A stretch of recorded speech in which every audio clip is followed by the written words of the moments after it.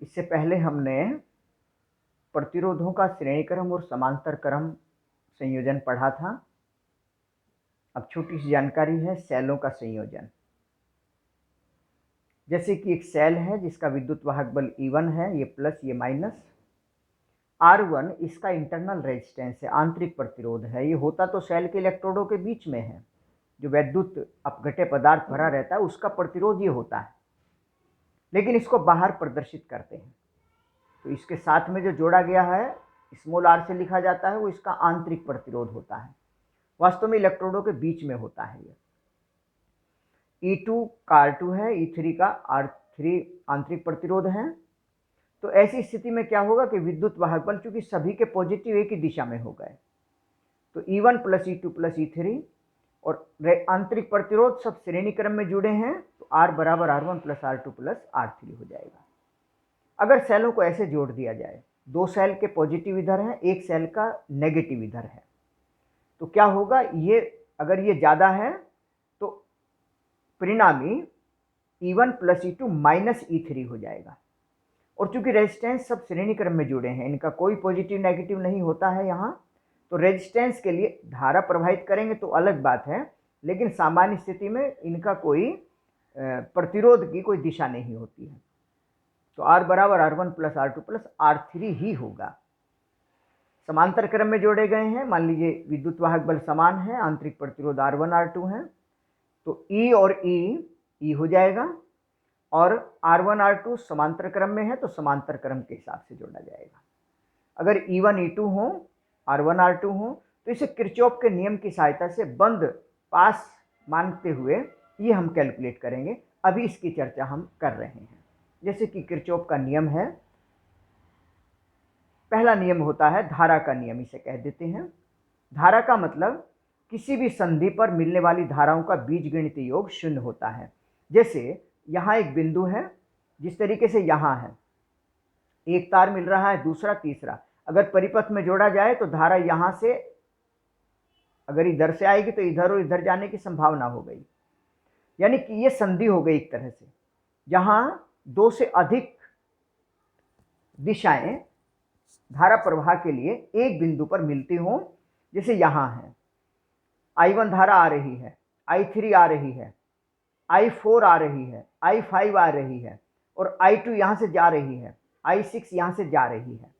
तो आने वाली धारा को जनरली पॉजिटिव कहते हैं, जाने वाली नेगेटिव हो जाएगी। अगर आने वाली को नेगेटिव कहेंगे तो जाने वाली को पॉजिटिव कहना पड़ेगा। तो सिग्मा इज इक्वल टू 0, मतलब I1 plus I3 plus I4 plus I5 minus I6 minus I2 is equal to 0।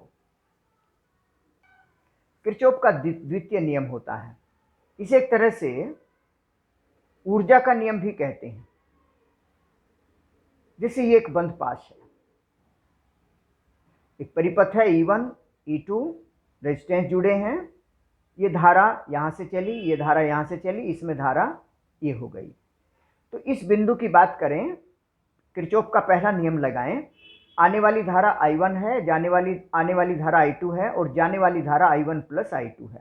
इसका मतलब जितनी आ रही है उतनी यहाँ से जा रही है। कुल बीजगणितीय योग शून्य हो गया। अब बंद पास की बात करें।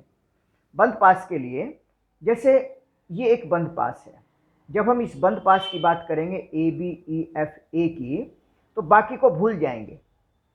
अब E विद्युत वाहक बल की दिशा नेगेटिव से पॉजिटिव की ओर ली जाती है, प्रतिरोध में धारा बहेगी ऐसे। तो अगर हमने ये दिशा ली है, इसको हम पॉजिटिव मानकर चल रहे हैं, यहाँ एक पास दिखाया और ये दिशा का मतलब ये दिशा हमने पॉजिटिव मानी है, मतलब जो इस दिशा में होगा विद्युत वाहक बल और धारा, उसे हम पॉजिटिव कहेंगे, और जो इस दिशा में होगा उसे हम नेगेटिव कहेंगे। जैसे I1 धारा इसी दिशा में है, पॉजिटिव होगी, I2 धारा विपरीत दिशा में, तो नेगेटिव लेंगे। मतलब धारा और संगत प्रतिरोध की गुणा का बीजगणितीय योग, तो I1 R1 minus I2 R2, और ये दिशा E1 की ये है, पॉजिटिव हो गई, तो प्लस E1 माइनस E2, तो E1 minus E2 is equal to I1 R1 minus I2 R2। इसी तरीके से इन बंद पास में भी होगा, बहुत सिंपल है। व्हीटस्टोन सेतु, 4 प्रतिरोध R1, R2, R3, R4 श्रेणी क्रम में जोड़े गए हैं। इसके श्रेणी क्रम एक तरह से चतुर्भुज बन गया, एक ये विकर्ण हो गया, एक ये विकर्ण हो गया। एक विकर्ण AC के बीच में हमने एक सेल लगा दी है कुंजी के साथ, दूसरे विकर्ण BD के बीच में एक धारामापी जोड़ा गया है कुंजी के साथ। तो इस तरीके से क्या होगा, यहां एक बंद पास बन गया, एक बंद पास ये हो गया, एक बंद पास ये भी है, एक बंद पास ये भी है। तो इसमें जैसी धारा ई सेल से यहां आई धारा आ रही है, मान लीजिए I1 इधर जाती है और I2 इधर जाती है, तो यहां से धारा I1 यहां गई, यहां से फिर दो रास्ते हैं, कुछ धारा इधर कुछ इधर जाएगी। इस धारा के कारण धारा मापी में विक्षेप मान लीजिए इधर होता है, धारा I2 इधर आई, कुछ धारा इधर गई कुछ इधर गई, इस धारा के कारण विक्षेप इस दिशा में होगा। अगर शून्य विक्षेप हो जाए, मतलब जितनी धारा ऊपर से नीचे बह रही हो, जितनी धारा नीचे से ऊपर बह रही हो, तो इसमें परिणामी धारा शून्य हो जाएगी। और शून्य का मतलब I2 धारा यहां से आई तो सीधी I2 इधर चली जाएगी, I1 इधर आई तो सीधी I1 इधर चली जाएगी, यानी I1 plus I2 equal to I। यहां से फिर धारा I हो गई, यानी यहां B और D के बीच में तार जुड़ा हुआ है लेकिन धारा नहीं बह रही है। इसका मतलब समान विभव पर है, क्योंकि विभवांतर होगा तो आवेश का संचलन होगा। तो B और D के बीच में विभवांतर 0 है, यानी इनके विभव समान है। तो इस तरीके से अब यहाँ अगर सामान्य हम बात करें बीजगणितीय मेथड की, अगर ये दोनों समान विभव के हुए, इसका मतलब ये विभवांतर और ये विभवांतर बराबर हो गए, मतलब I1 R1 प्लस बराबर I2 R2, ये हो गया। ऐसे करके इसका विभवांतर मतलब I1 R3 बराबर I2 R4, और दोनों को डिवाइड किया तो R1 बटे R2 बराबर R3 बटे R4 आ गया। यानी ये प्रतिरोध बटे ये प्रतिरोध बराबर ये प्रतिरोध बटे ये प्रतिरोध। अगर किरचॉफ के नियम की बात करें, जैसे बंद पास एक हमने ले लिया है, ये पॉजिटिव दिशा हमने ले ली, इसमें यहां से यहां तक कोई सेल नहीं जुड़ा हुआ है, तो विद्युत वाहक बल का मान 0 हो गया। अगर ये पॉजिटिव लिया है तो I1 पॉजिटिव हो गया और I2 नेगेटिव हो गया, मतलब plus I1 R1 minus I2 R2 बराबर 0। बस इसी तरीके से ये आ जाता है। मीटर सेतु बिल्कुल साधारण है, अज्ञात प्रतिरोध ज्ञात करने के काम आता है, व्हीटस्टोन सेतु के सिद्धांत पर आधारित है। जैसे इसमें एक कार्डबोर्ड होता है, कोई भी लकड़ी का बोर्ड कहिए, और उस पर ये 1 मीटर लंबा तार लगा हुआ होता है। ये उच्च विशिष्ट प्रतिरोध का बना हुआ तार है, मिश्र धातु का है, कॉन्स्टेंटम, नाइक्रोम, मैग्नीन आदि का होता है। इसका प्रतिरोध ताप गुणांक भी कम होता है, मतलब ताप बढ़ने पर प्रतिरोध में कोई विशेष अंतर नहीं आता है। सेल जोड़ा गया है, यहां से ये तांबे पीतल की पत्ती लगी है, ये भी पत्ती लगी है, ये भी पत्ती लगी है, यहां गैप है, इसमें एक तार के द्वारा रेजिस्टेंस बॉक्स लगाया गया है, रेजिस्टेंस बॉक्स प्रतिरोध बॉक्स, इसमें 1 2 3 4 5 कुंजी लगी होती हैं, इच्छानुसार प्रतिरोध निकाला जा सकता है। ये अज्ञात तार है जिसका प्रतिरोध हमें ज्ञात करना है।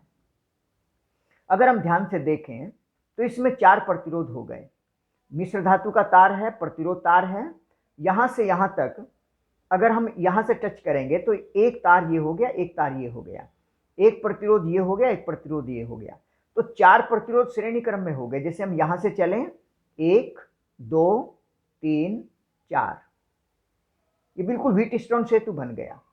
इसमें ए सी अगर इन पॉइंट को लें तो बीच का बिंदु ये डी हो जाता है, और यहां बिंदु बी है। ए सी के बीच सेल जोड़ा गया है कुंजी के साथ, बीडी के बीच धारामापी जोड़ा गया है। यहां इसको विसर्पी कुंजी कहते हैं, स्लाइडिंग की कहते हैं। जब चालू करना होगा तो इसको यहां टच कर देंगे, आगे टच करते जाते हैं इस तरीके से, तो कुंजी हाथ में ही होती है, समझ लीजिए। तो बिल्कुल व्हीटस्टोन सिद्धांत पर आधारित है और बहुत आसान है। जिस समय शून्य विक्षेप स्थिति आ जाएगी, इसका प्रतिरोध बटे इसका प्रतिरोध बराबर ये प्रतिरोध बटे ये प्रतिरोध। आर का मान हमें पता होता है, प्रतिरोध बक्स में से निकालते हैं जो भी, और ये हमें ज्ञात करना होता है। इनके प्रतिरोध बड़ी आसान है निकालने, क्योंकि एक समान व्यास का होता है, त्रिज्या समान है, अनुप्रस्थ परिच्छेद का क्षेत्रफल समान है, एक ही तार का बना है, तो विशिष्ट प्रतिरोध समान हो गया, तो R समानुपाती L रह गया केवल। इसकी लंबाई को नापकर इनके प्रतिरोध का अनुपात निकाला जा सकता है। R समानुपाती L है, मतलब R1 R बटे R बराबर L बटे 100 माइनस L।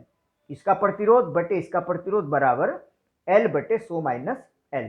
तो ऐसे करके ये P बटे Q बराबर R बटे S, ये व्हीटस्टोन सेतु का सिद्धांत होता है।